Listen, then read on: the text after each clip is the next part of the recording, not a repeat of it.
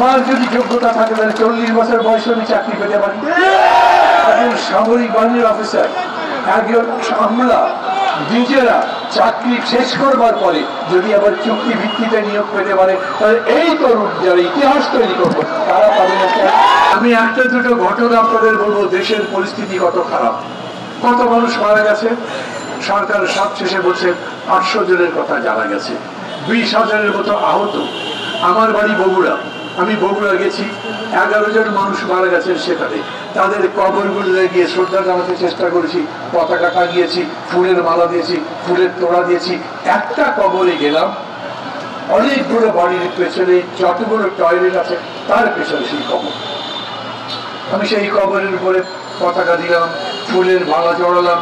তারপরে আমি জিজ্ঞেস করলাম, এই রকম জায়গায় কবর কেন? অন্য ভালো কোনো জায়গায় দেওয়া গেল না? তার স্ত্রী দাঁড়িয়েছিলেন, তার সন্তান দাঁড়িয়েছিলেন, অদবদল, আমার দিকে তাকানো নেই। এলাকার লোকজন বললো, লাশটা যখন আসলো তখন ওকে মাটি দেবো কোথায়? ওর তো কোনো মাটি নেই, কোনো জায়গা নেই। ভাবে তারা লড়াই করেছে, তারা জীবন দিয়েছে। আজ আমাদের দরকার ওদের জন্য কাজ করা। আজ আমাদের দরকার এই যে তারুণ্য সারা পৃথিবীর মধ্যে বলছে, ইংরেজিতে যেটাকে বলে ডেমোক্রেটিক ডিভিডেন্ড, আমাদের তারুণ্য অনেক বেশি, তাই আমরা পরিশ্রম করবার ক্ষমতা বেশি রাখি। পৃথিবীর অনেক দেশ আছে উন্নত, কিন্তু তাদের মধ্যে প্রৌঢ়ের সংখ্যা বেশি, তারা কাজ করবার মতো যোগ্যতা রাখে না, গোটা তত বেশি মেধার চর্চা করতে পারে না। কিন্তু বাংলাদেশ সব বিবেচনায় একটা অনন্য দেশ, যেই দেশ ঘুরে দাঁড়াতে পারবে। এবং সেই জন্যই আমরা বলি, এই পরিবর্তনের লড়াইয়ের মধ্যে আমরা সবাই স্বাধীন থাকি। আবার বলি, 30 নাকি 35 এই বিতর্ক আমি খুব ভালো করে বুঝি না, কিন্তু আমি মনে করি চাকরির আবার বয়সী কথা।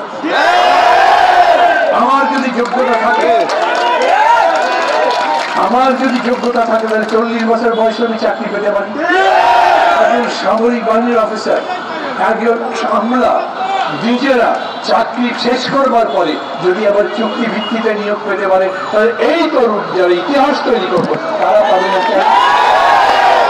এমন একটা পদ্ধতি করতে হবে আমাদেরকে, যাতে আমাদের লেখাপড়ার জন্য, মেধার চর্চার ক্ষেত্রে, তাদের নিয়োগ করবার জন্য, তাদের চাকরির ক্ষেত্রে কোনো ধরনের বৈষম্য না হয়। আমি আবার বলি, একদিন হবে তা মনে করবার দরকার নেই। যারা হঠাৎ করেই মনে করেছেন সরকার বদলেছে, এখনই ভোট দিয়ে দাও, তারপরে নতুন সরকার সে সব করবে, নিশ্চয়ই ভোট দিতে হবে। এই সরকার চিরজীবনের জন্য আসেনি। আর সংস্কার কোথাও থেমে থাকে না।